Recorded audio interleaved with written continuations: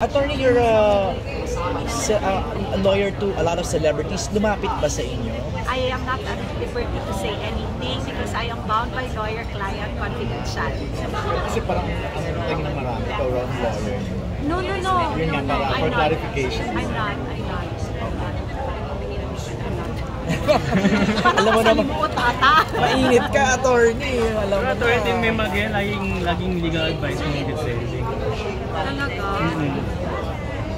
Ang dami nga hindi naman marami, siguro mga 20, 30, or so yung directly messaging.